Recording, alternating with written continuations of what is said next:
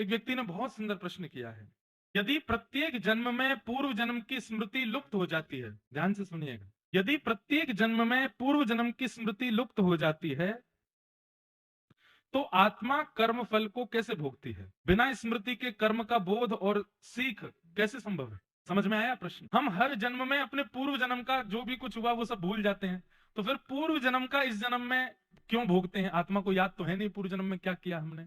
एक बात याद रखिएगा, अगर ऐसा होने लग जाए कि व्यक्ति को अपने पूर्व जन्म की स्मृति हो, पूर्व जन्म का कर्मफल याद हो, उसने क्या किया है, और इस जन्म में उसके सामने कोई कर्मफल आ जाए, तो कहीं ना कहीं व्यक्ति उसकी निवृत्ति का, उसके निवारण को ढूंढ लेगा। उसको पता भी होगा, ओहो मैंने पूर्व जन्म में ऐसा ऐसा किया था तभी ऐसा हो रहा है। सृष्टि चलने में, सृष्टि के संचार में बहुत बड़ी बाधा आ जाएगी फिर। इसलिए ठाकुर जी पूर्व जन्म में किए हुए कर्मों को भुला देते हैं, ताकि इस जन्म में व्यक्ति यही सोचता रहे, किए हुए कर्मों को भुला देते हैं ताकि इस जन्म में व्यक्ति यही सोचता रहे मैंने किया क्या है जो मेरे साथ ऐसा हो रहा है, और उसी चक्कर में फिर वो अपने पूरे इस जन्म के कर्म का निर्माण करता है और उसी से उसका जीवन चलता है। ये सृष्टि संचार का एक बहुत बड़ा नियम है।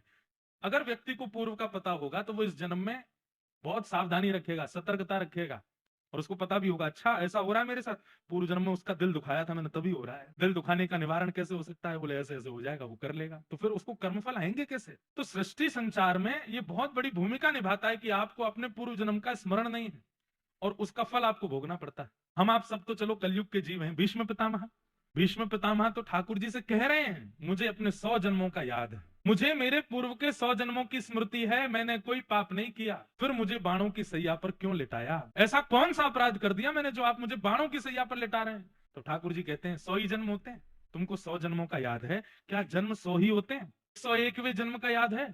भीष्म पितामह बोले वो तो याद नहीं है। तब ठाकुर जी कहते अब हम याद दिलाते हैं, 101वें जन्म में तुमने किसी वन के जीव को पकड़ के उसमें कांटे लगाए थे, उसका फल तुमको मिला, इसलिए तुम बाणों की सैया पर लेटे।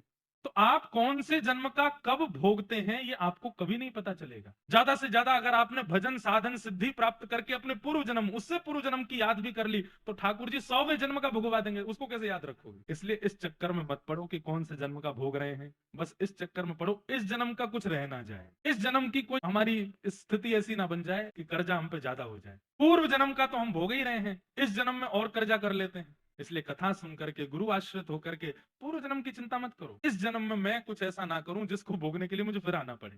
पुनर्जन्म होता ही इसलिए है क्योंकि पूर्व जन्म के कर्मों का फल आपने भोगा नहीं है, इसलिए अगली बार फिर जाना पड़ेगा भोगने के लिए। इसलिए इतना नाम जप करो, इतना भजन करो, इतने कथा सुनो। सबसे बड़ी बात है अपना जीवन व्यवस्थित